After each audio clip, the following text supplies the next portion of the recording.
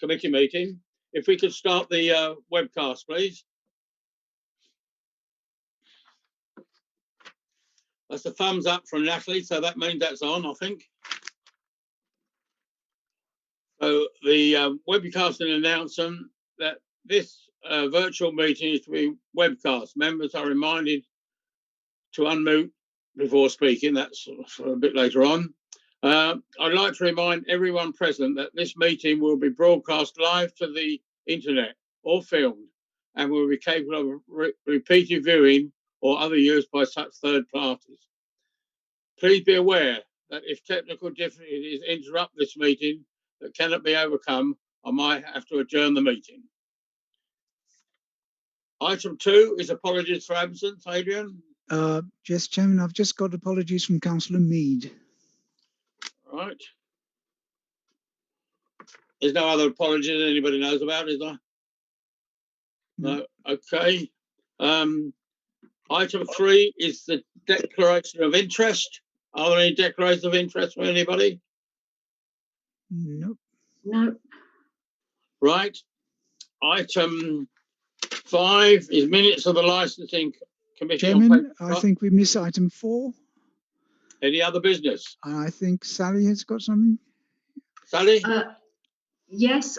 If we can maybe just add at the end, just to start a conversational thoughts around the procedure that we have in place at the moment for consultations to by letter when we receive an applications that go out to every resident within 150-metre radius of the application premises, and the impact that this is having on costs, because now we have to have an external printer.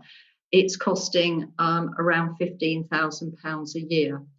So considering the financial situation generally within the council, etc., whether we can look at alternative ways of getting this message and across and consulting. It's not a statutory obligation that we follow this process. It's something that members have requested before and that we've done, but wonder whether it's time to review that, bearing in mind the actual costs. Okay, well, if we'll just have a quick chat about. Stephen wants to speak. Yes, Councillor Neville. Thank you. Yeah, I mean, maybe this is something we should take to the next meeting. Yeah. But in the short term, I would be nervous about trying to consult in a different way, because I find the general ways of consulting include leaving things on lampposts. Most people don't notice. Most people don't know it's on a lamppost. If it comes by a letter into their house, they're far more likely to notice it. So that's what we currently do. I'm not really, and the other ways are promoting it in papers and online. But I would guess that most of our consultations come through replies come through letters sent. So I would be very nervous about changing it, unless you can find a cheaper way of printing. Sorry. Okay, just before we go on, welcome John Whitehouse and Alan Lang. Alan, you wanted to speak? If you unmute. There you go. I think Sally wanted to come back first. Or I can at the end when everyone's commented. I don't mind. Okay. My comment would be, what have we received in terms of responses to consultations? What statistics have we got of their effectiveness, and how have they been measured? Because I'm not too sure from sitting on a licensing panel that we actually see very much in terms of the responses to consultations. So it would be good if we have an analysis to understand what the impact is if we do change what we're currently doing. Okay, we could do that. If we're gonna, we'll have a few words now, but really we're going to put it on the agenda for the next meeting, I think, Sally, aren't we? Yeah, that's fine. I mean, what I would just say is that the ideas that a couple of ideas. First of all, if you remember with the temporary pavement licensing that we introduced, which is a fast track process where we're not in a position to do a public consultation in the way that we do for our general license applications. We send by email details of the application to all ward members and to the clerks of the town and parish council, to ward members and other relevant representatives, and whether that works as a way of then sending out the message to the wider public. Councillor Neville's shaking his head. And Mary Sarson, I think, wants to speak. Mary wants to speak. Mary. Thank you. I think John was ahead of me, but mine's only a quickie. Yeah. All right, I can be patient. No, it was just, and I must hold my hand up and say I haven't probably read this in as much detail. Is this something that if we were changing, it should be in the policy that we're just looking at as well? It doesn't. Yes, we can certainly include it in there. We say in there that we would that we do consult with the public in the statutory way, and we can qualify that. It doesn't say at the moment the proposed licensing statement of beyond the it doesn't go into the detail of how we do. So we could amend that depending on this decision. Yeah. Yeah, again, that's probably for discussing. Yeah, if we're discussing it at a later date, then that's something perhaps to bear in mind. Thank you. Sure. Okay. Yeah. John Whitehouse. Thanks. Yeah, I mean, I think, aren't we slightly looking at the wrong end of this, down the wrong end of the telescope? I mean, the issue here seems to be the print budget, and we would be looking at whether there are more efficient ways to procure our print.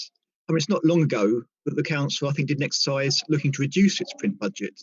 So, should we be looking back at that and seeing whether we can do something similar with this this printing we're doing, or that is being looked at alongside, to be fair. But also running alongside that is looking at reducing paper generally. We have a commitment to be sustainable, and it's part of the climate pledge to be carbon neutral by 2030. So that sending realms of letters doesn't contribute to that. Okay, Councillor Kester. Yeah, thank you, Chairman. I would be very nervous about stopping sending letters, only because of experience with planning committees, is that when you don't, and one person finds out about this, there's usually an uproar because they think that we're trying to sneak it past everyone without them knowing. So I'm just saying, as things stand, I would be very, very dubious about stopping the current system.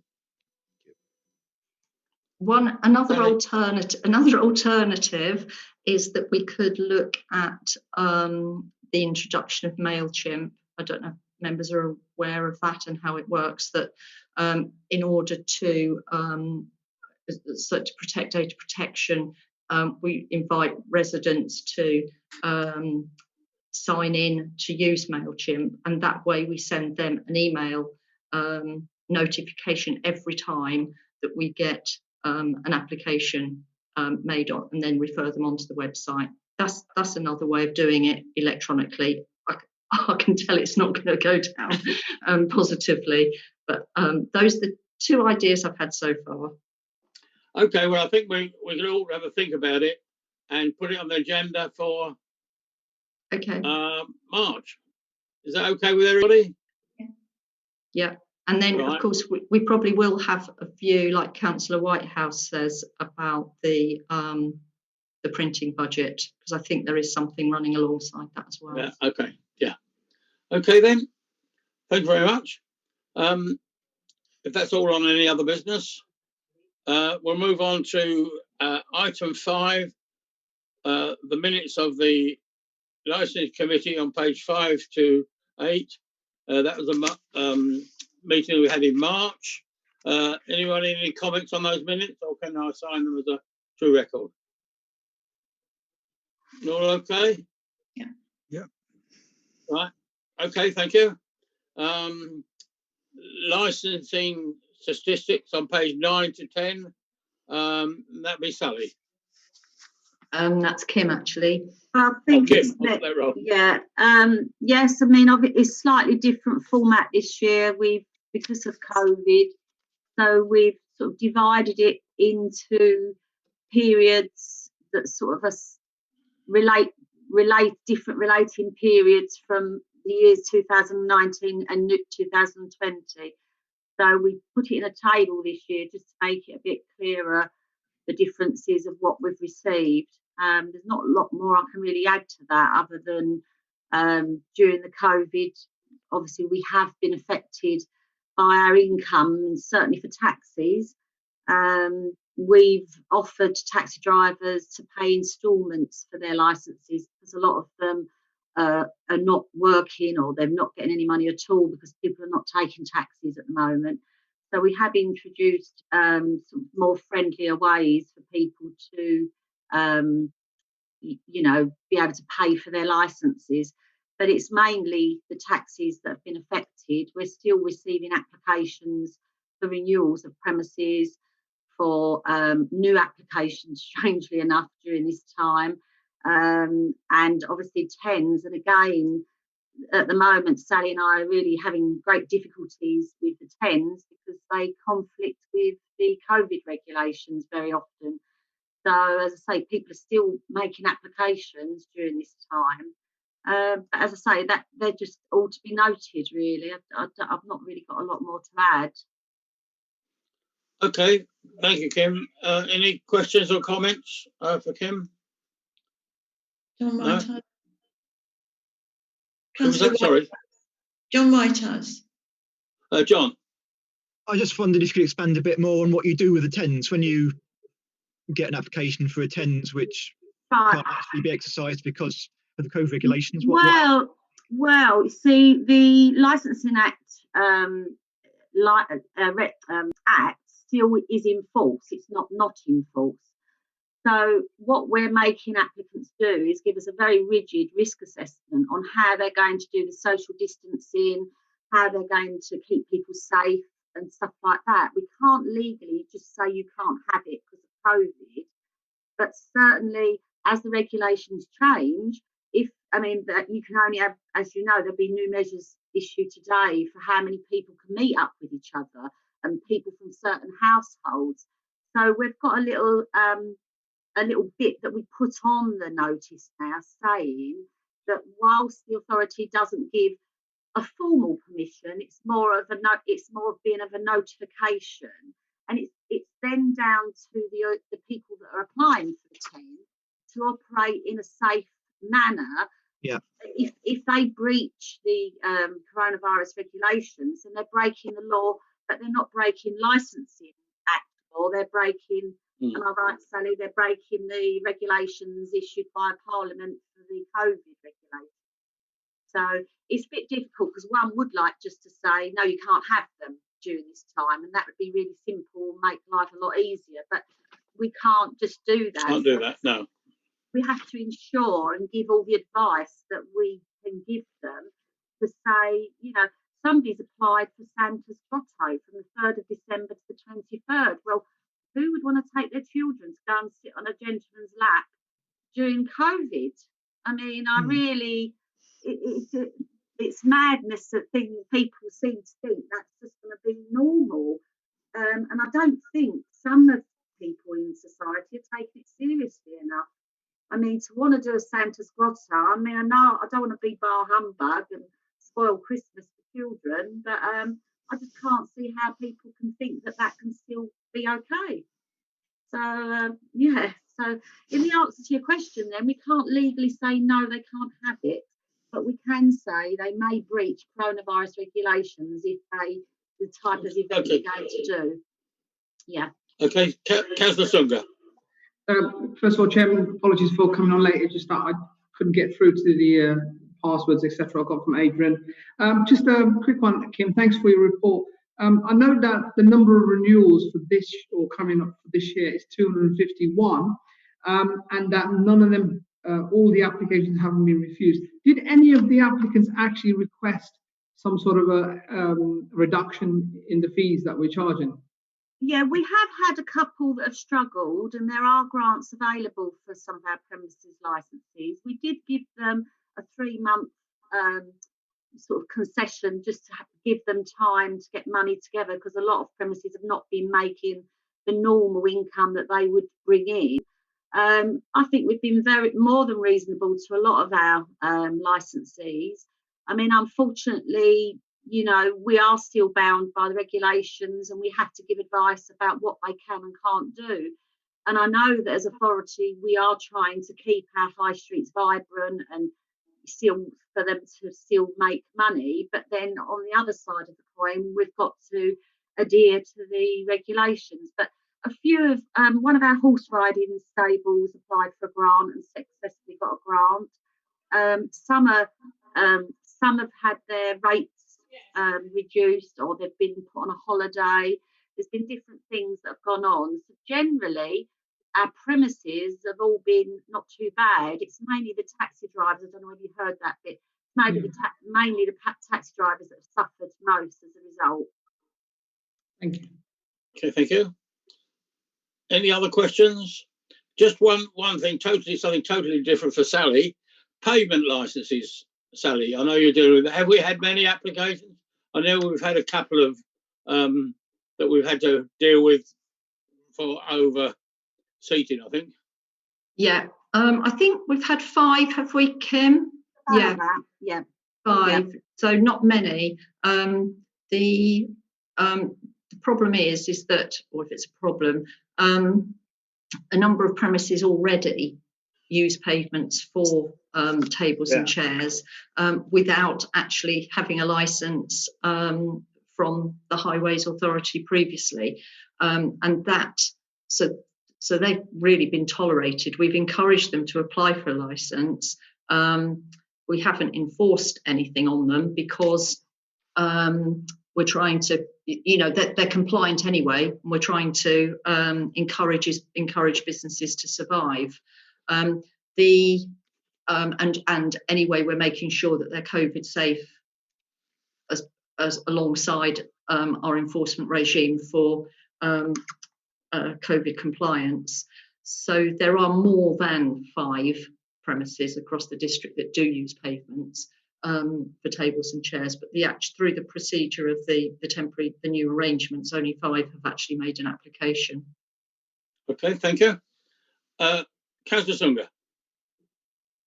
Thank you. Being a businessman myself, I know it's very difficult times at the moment, and it's good to hear that you're encouraging local businesses, those that have the pavement, to apply for it.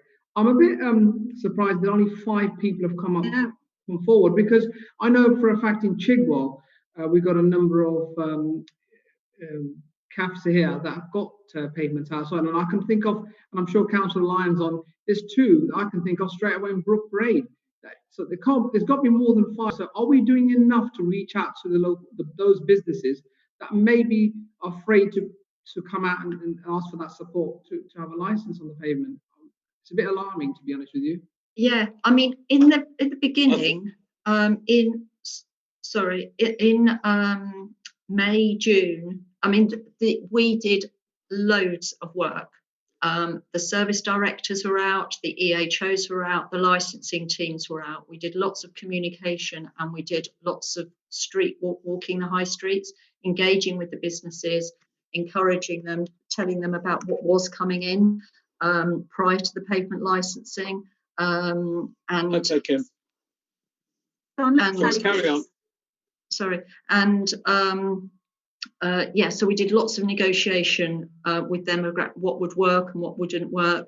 We we only charge for the premises that are operating after 8 o'clock, I think. So the sort of cafes, coffee shops don't get charged at all.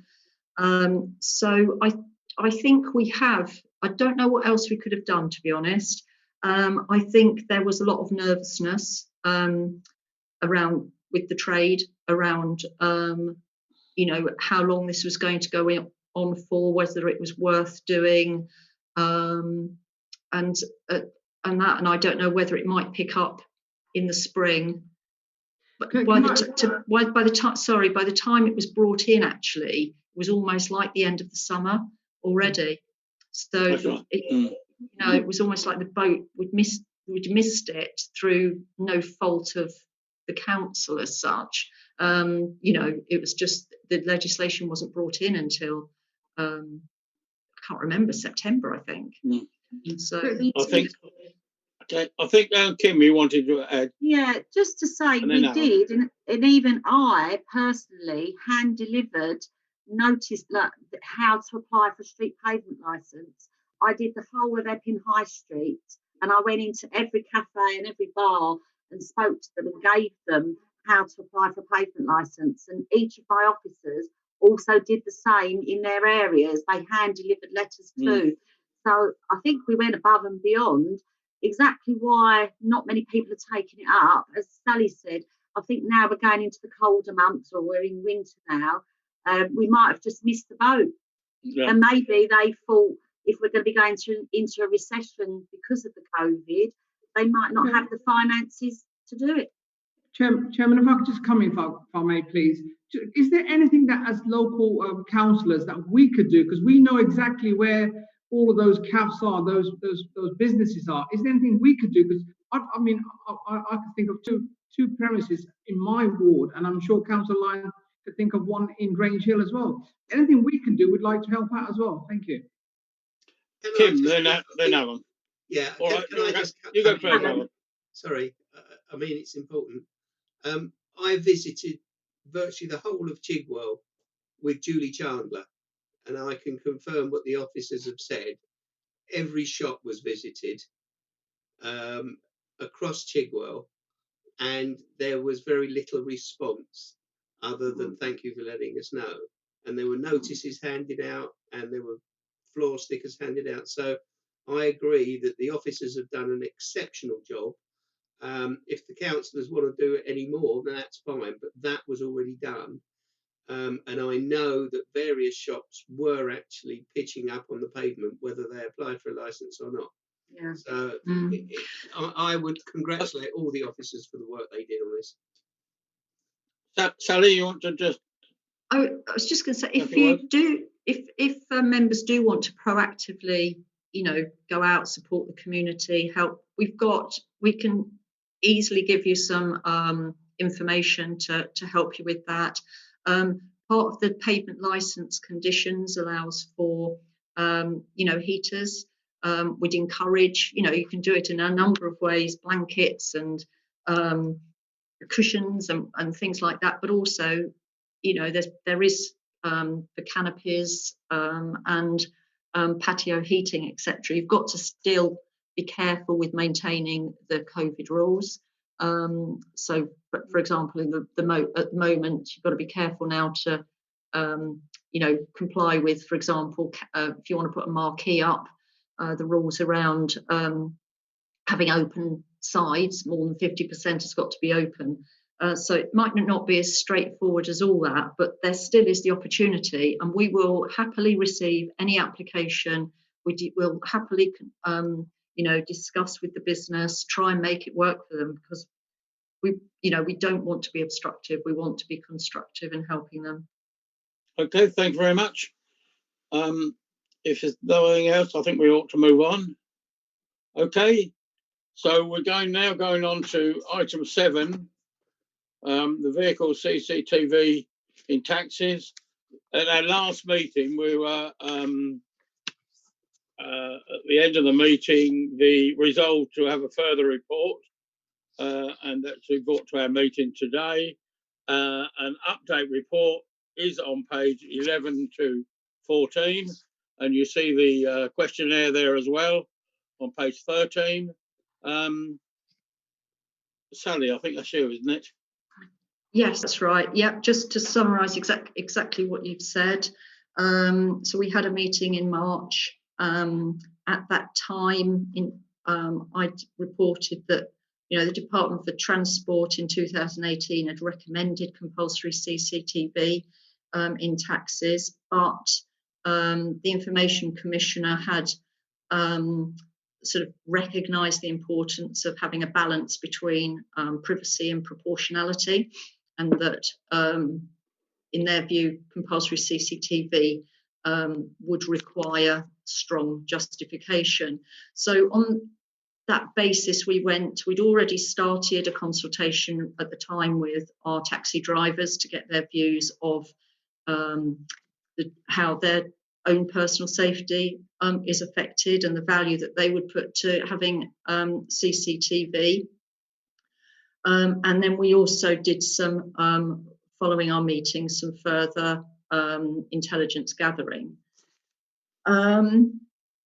We looked at the data from external data from the police and about any incidents around safeguarding or criminality, but they did not have any records specifically of that. We looked at anything internally. We've not had any direct allegations, except we just have had one internal complaint through the licensing team, not internal, one complaint to our licensing team in the last 2 years around actually a taxi driver against another taxi driver. So nothing relating to the public or the public's behaviour to taxi drivers.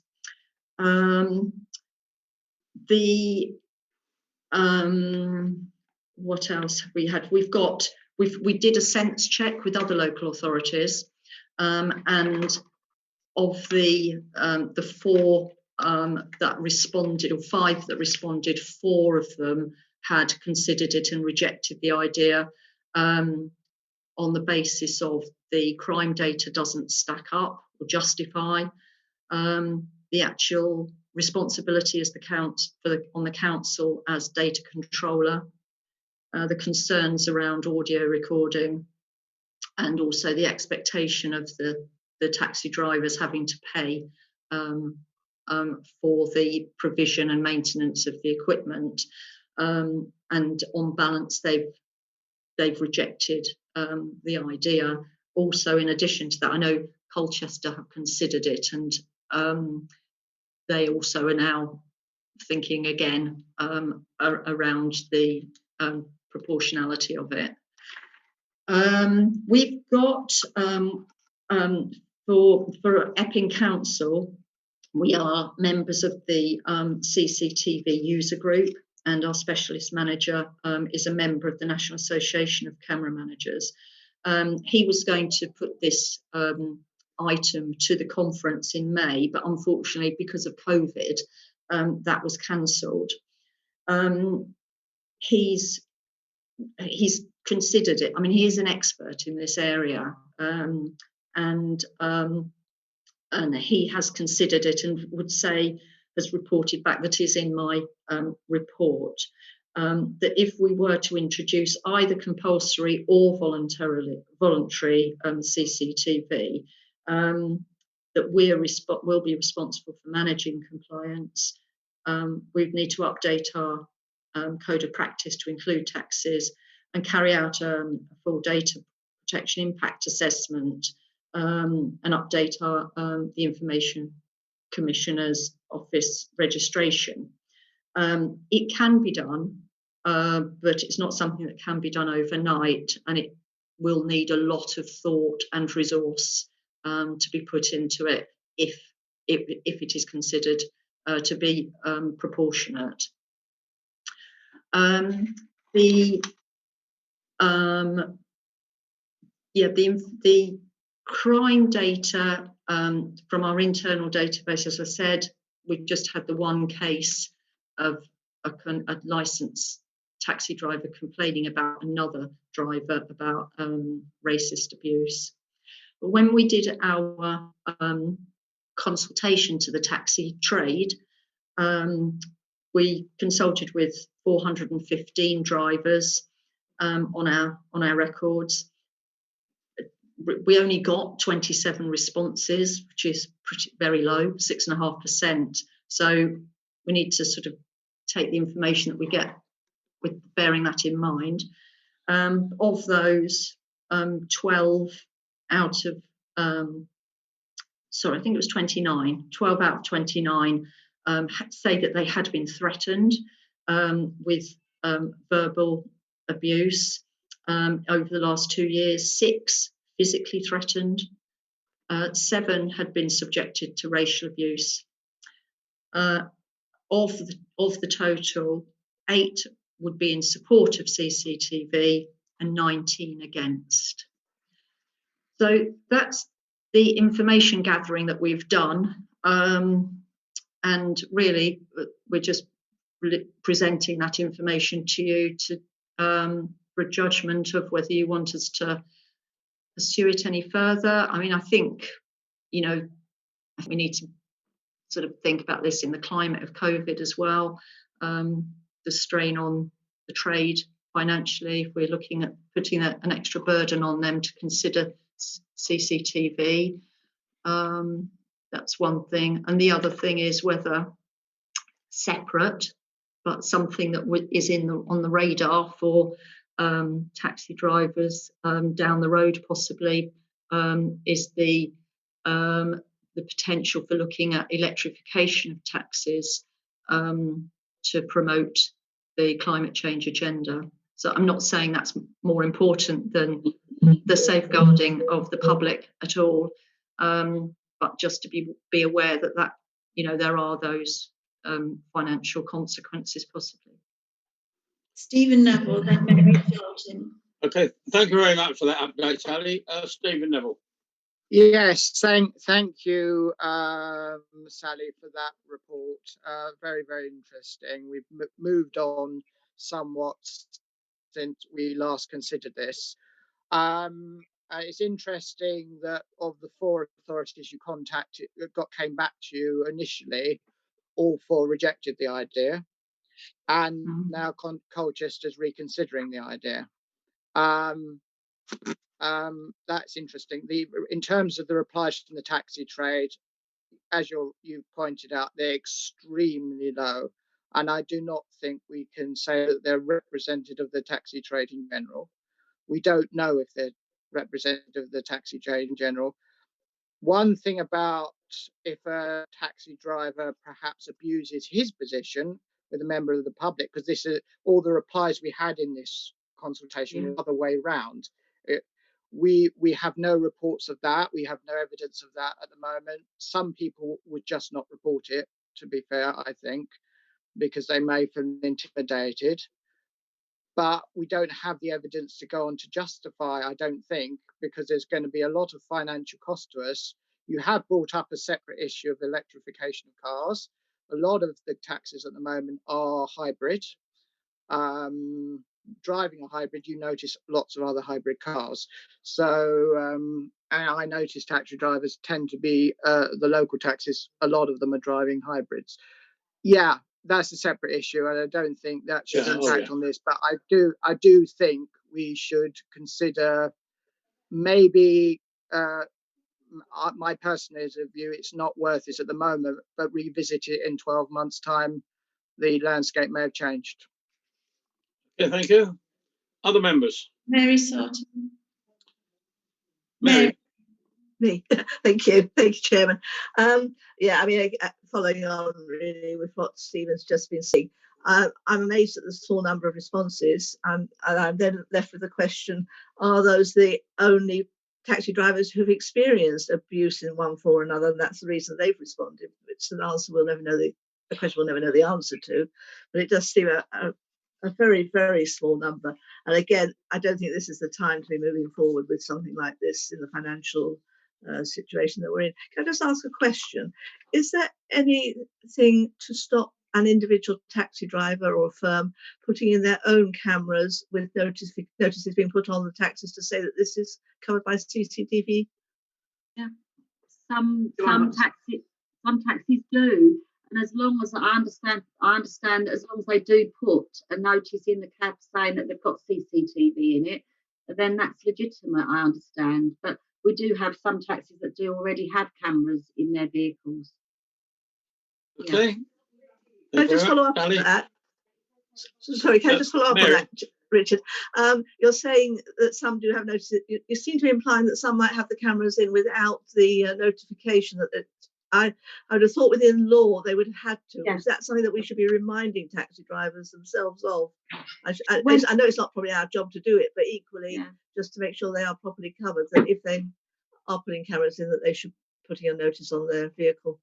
When they go down to the garage, if they've got CCTV cameras in there, when they do the inspection at our garage, if they haven't got a sign in, I believe that the garage do tell them they should have a sign, but most of them have signs. I've not heard of any of them not having a sign. So. Okay. Any other members? Councillor Kesker. Oh. Thank you, Chairman. This really is a rather long-term thing. I know we were saying about possible electrification of vehicles. I still think, I'm afraid, that by the time we get to that position, there'll be as many hydrogen vehicles as there will be electric. And I think we shouldn't block drivers having hydrogen vehicles in advance, as it were, because I think we may find they're going to be a lot more popular than we believe at the moment. So, is it the general feeling that we don't do anything with this at the moment and come back in a future meeting? Is that agreed by everybody? Agree. Agreed, yeah. Okay. Okay, thank you very much. Now we move on to item 8, the draft statement of licensing policy, and that would be Sally again, isn't it? Thank you. Yeah. Yes, so we sorry, I'm just finding my notes. We've looked at the our statement of licensing policy requires updating. We've updated it subject to your agreement, and we're requesting that you consider this for the full council. We've referred to the guidance, the government guidance under section 182 of the Licensing Act in drafting this. The report's been subject to a full consultation with yourselves and the wider community, all members and representatives, relevant representatives. And there has been no substantive amendments following the consultation. The main changes, really, there's not been that much change from the original policy document, apart from some housekeeping and updates on guidance and publications. And we've inserted a piece around exchange of information to protect from data protection, but also to recognise that we have a responsibility that we can share information for the prevention and detection of fraud, and also the prevention and detection of crime and disorder. I think that's it, to be honest. The amendments that we have, the responses that we have received, are in a table that you can see, and we've made, I think, one change, added in a piece of legislation. And that's it. Hopefully it's straightforward. Okay. Stephen.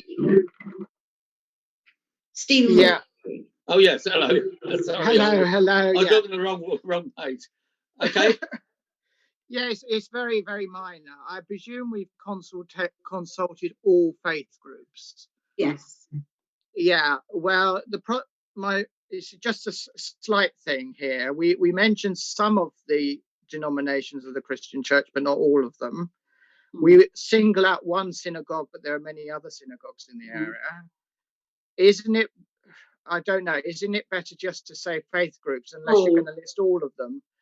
all faith groups. You're going to consult all faith groups, and not just and remove all the others. And they may come back and say they want to be included, just specifically mentioned. But so long as they are contacted, each of the churches and each of the synagogues and etc. are consulted. That's great. Just for the point. Also, on a similar point, we mentioned, are all resident societies contacted? Because it only mentions the Loughton Residents Association. Well, within the district, there's only Loughton Residents Association and Loughton Residents Association plans. Plans group. Plans group there. All the other parts, I'm not aware of any other residents associations in any other part. So can I help you there then? Yeah, go on then. I can tell you there is one in Chigwell. Is there? There's one in Buckerstill. There's one in Buckerstill. And I think there may be more, and I'm sure councillors can help you with that. Okay, the ward I'll look into that. Yeah. I'll look into that. I wasn't aware that there was others. So, no. Yeah. Thank you. That's all. Okay, Councillor Sumner. Carson. Yeah, thank you, Chairman. Yeah, I agree with Councillor Neville there in regards to keeping the generic wording, religious group, faiths. But also, there are, like he quite rightly said, there are more resident associations in Chigwell. There are 3. There's a Chigwell Road Resident Association, there's a Limes Farm Resident Association, and there's a Chigwell Resident Association. There's 3 that I can confirm. I don't know if Alan wants to just confirm the same. I've never had any contact with any of the ones that you've both said. They've never actually made direct contact with licensing. I'm unaware of them. Yeah, so I'll certainly I've put them down. I've taken a note, and I'll ensure that we do. That they go on the consult list. So you've got the CRA, the Limes Farm Residents Association, and then you've got the Chigwell Row Residents Association as well. There's 3 I can think of, unless there's more Councillor Lyon probably want to add or take away. Thank you. Councillor Lyon. Yeah, thanks very much. Yeah, I just wanted to say that many of the resident associations are registered through housing. Oh, okay. So they have official recognition. Okay. And it's worthwhile checking having with the them. housing organisation to see that you've got them that way. Yeah. Adrian. Sorry, just to say, Councillor Neville's suggestion about saying all faith groups. There's going to be 1 or 2 we'll miss because they're too small or they're not on our radar. Would it be better to say we're talking to all major faith groups? If we say all, then that leaves us open to say you've missed us. All major faith groups. Okay with that? Right. Councillor Paul Kessler. Thank you, Chairman. Just to say, if the name Ongar Residents Association comes up anywhere, it's done away with itself. So don't bother. Okay. Anybody else? If not, we can. You want us to adopt those? I think, Kim. Do you? Yes, they need to go to full council for approval. Yes. Okay. So we can agree to that, members. Yeah, agreed. Yeah. Everybody happy? Right. We now move on. What I put down as 8B, item 8B, is this to agree a fee for the adult gambling. Kim, do you want just to outline that? Yeah, I'll explain what's happened. So last week we received an application for an adult gaming centre. We've never had an application for an adult gaming centre, and therefore we've never had a fee for it. So I quickly did a comparison with other. I did email this out to you late on Thursday. I think Adrian kindly forwarded it to you. So we're now sitting with this application with no fee, and we need to start the consultation.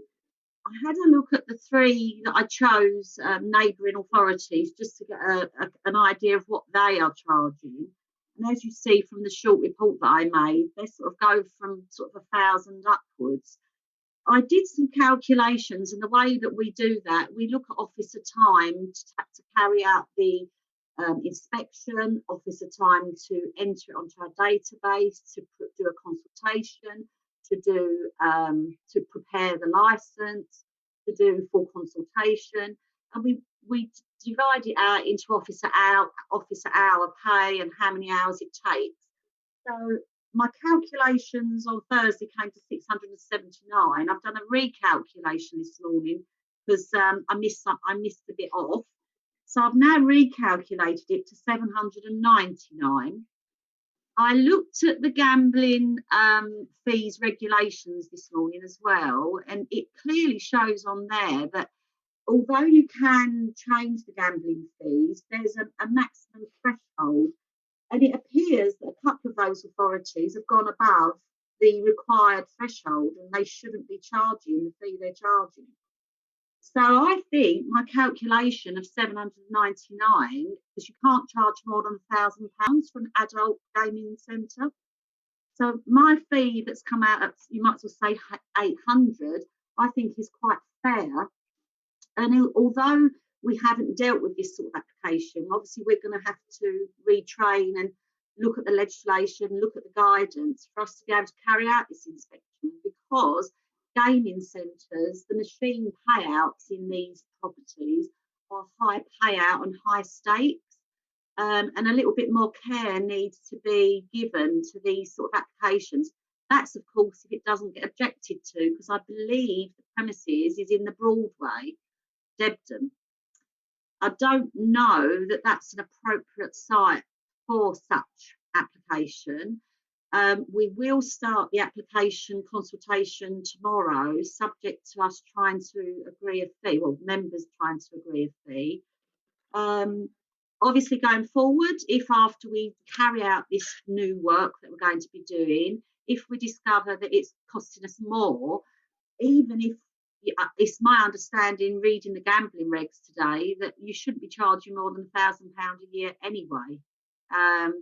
So I think a fee of £800 seems quite proportionate, but obviously members might have another idea.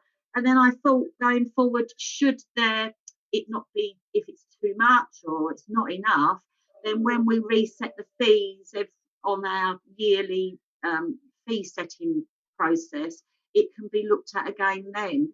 But for the situation I'm in at the moment is that we do have this application and we need to consider it and carry out a consultation.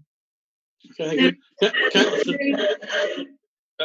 Mary Something first. And then I've got David Stocker as well. Yes, Mary first. Sally, did you want to add anything?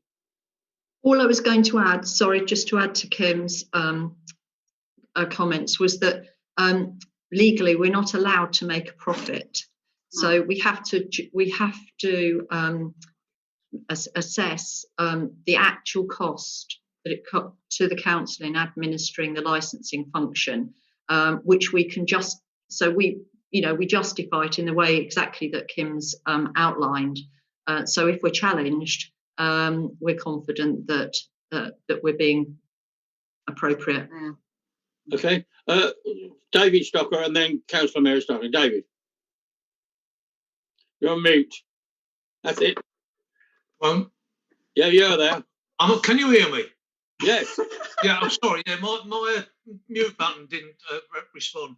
Well, my bubble was burst a bit then. I was going to say the profit that these machines make, I would charge them the maximum of £1,000. But if you can't do it if you can do it only as a non-profit making thing, then you've got to work it out at the maximum that you can go to. Because if I say £1,000 is nothing to these people that run machines, because they make that in a few days off them machines. So yeah. As I say, if you can only charge 800, 850, just whoever's doing going around doing all the checking, give them a wage increase so they can charge the maximum. That's my view. Thank you very much, David. Mary. Yes, I mean, Sally again has answered my question as to whether or not we couldn't make a profit on this. Obviously, we can't. But can I just throw in the fact that if we're having to retrain people, can we not put that cost against it and bring it up to the £1,000? Yes, we can consider that. I mean, I think maybe Kim's thought of that already. I mean, you know, I don't know. When I said training, we won't need formal training for that. It'll be for me to look at this application in the first instance, and it will probably be me that carries out the inspection. Then once I've looked at the process and the legal process that we have to follow to deal with this particular application, I will then cascade that training down to my staff and accompany them to help them, and I will write a process of how to carry out this particular inspection, what they have to look at, the gambling machines. It's quite complex. We only have betting offices in our district at the moment, and even just a normal inspection of a betting office, you need to know what you're looking at with these machines. And I don't ever I don't gamble, so you need as an officer to know what machines which and what payout and what it does. If it's a game of chance, if it's a game of opportunity, it is all different machines and different ways of gambling. So I don't envisage it's going to, I'm hoping that I'm able just to train the officers from me carrying out the inspection, following the inspection process that's required. But obviously, that if my staff struggled with that, then I will, you know, we could probably have some more formal training. On that basis, I would still recommend that we go for £1,000. Okay, Councillor Saunders. Yeah, I have to sort of agree with my colleagues, Councillor Stock and Councillor Sartin there. Yeah, we should charge as much as we possibly can, but we must be also mindful that is it challengeable? Is there a right of an appeal? So are we? I mean, can that person say, "Well, I've been outdone"? That would be my only reservation. Otherwise, I'd like to charge more than £1,000 if it was me. Thank you. Okay, anybody else want to comment? No?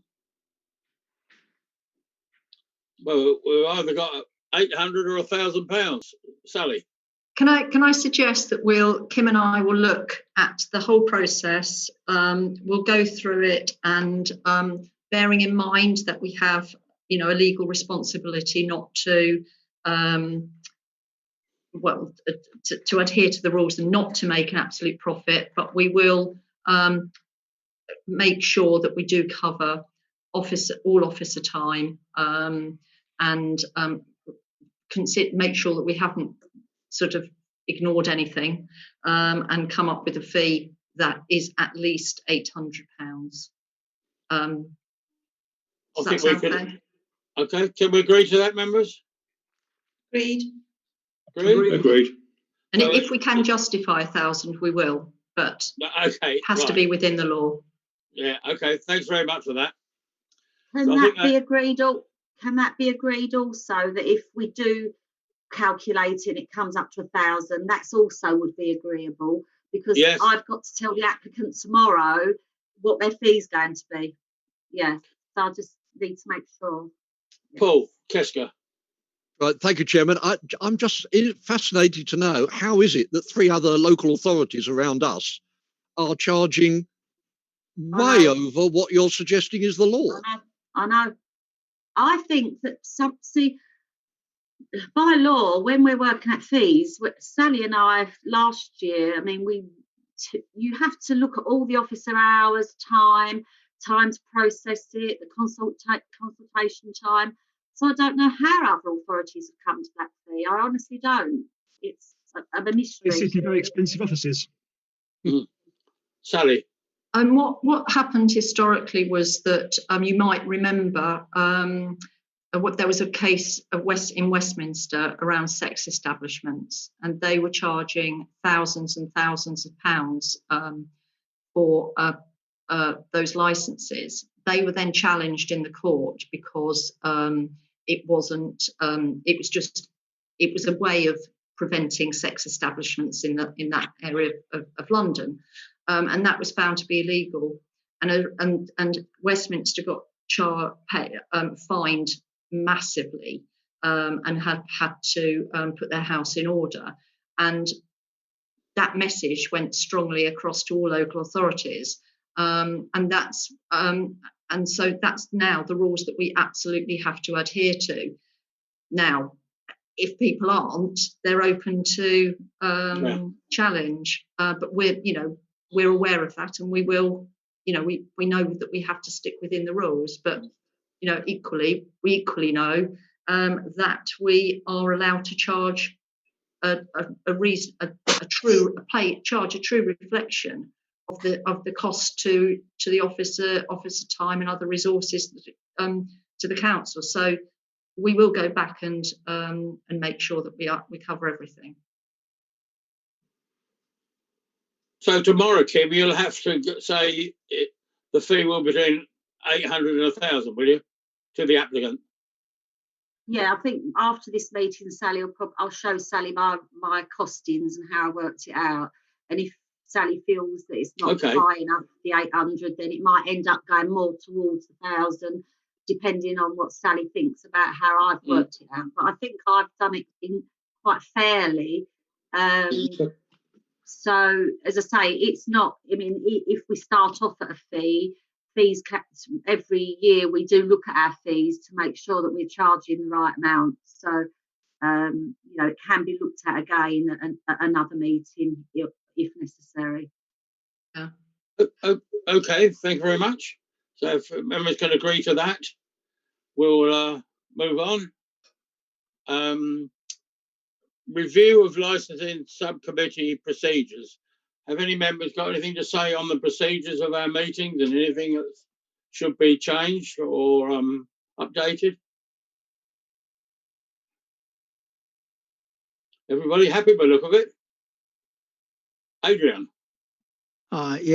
Just to say, we now, as we're doing all this on Zoom, occasionally we lose a councillor. It hasn't happened often, but we have done it once or twice. So we have 4 councillors per meeting. Normally the spare one, pardon me saying spare ones, sits out or maybe goes and have a cup of tea. What we really do need is that that councillor actually stays there and listens, just in case we lose one of the 3 members. Yeah. Yes. Then we don't have to start all over again. Yeah.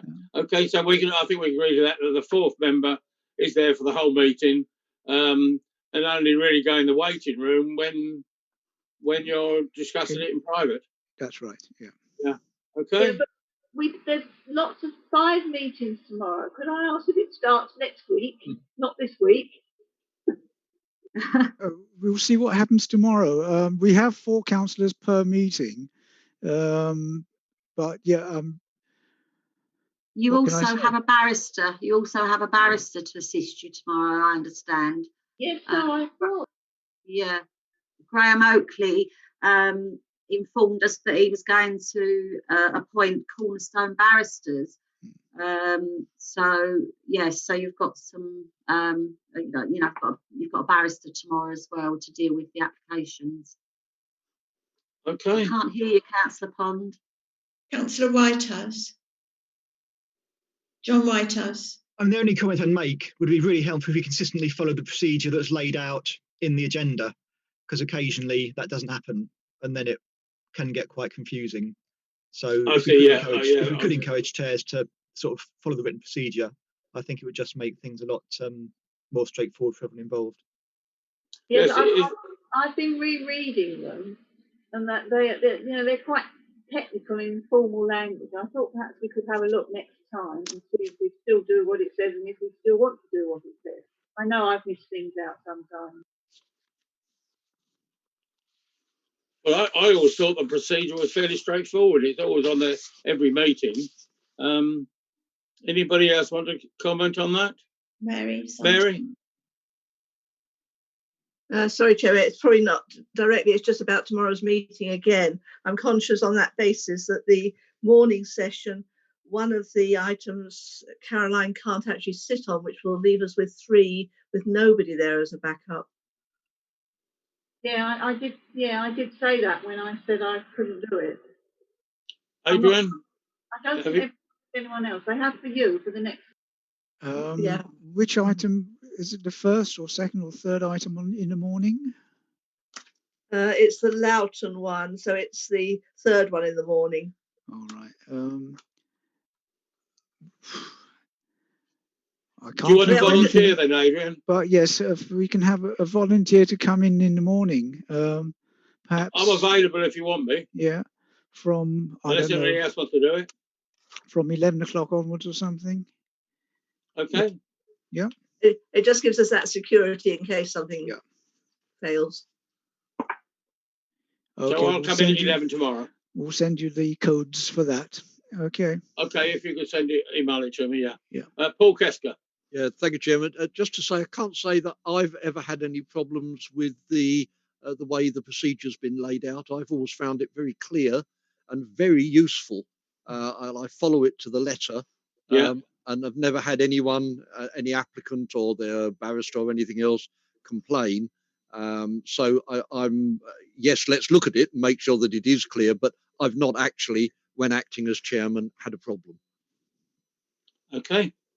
Any other comments on procedures? If not, we'll move on to item 10, review of current and future training need for the committee.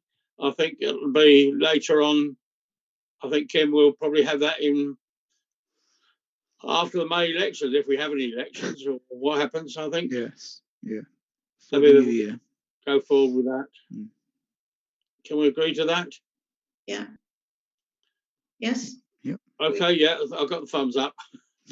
Any matters arising? Anything else to do with licensing? What members want to bring up?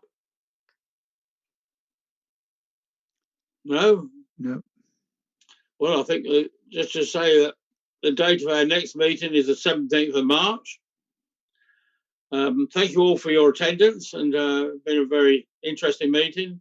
Thanks to my Vice Chairman Judy for keeping me in order. I can't always see people there. Thanks very much for that. And with that, I declare the meeting closed. Thank you. Thank you, Chairman. Thank you, Chairman. Thank you. Thank you, Bye. Chairman.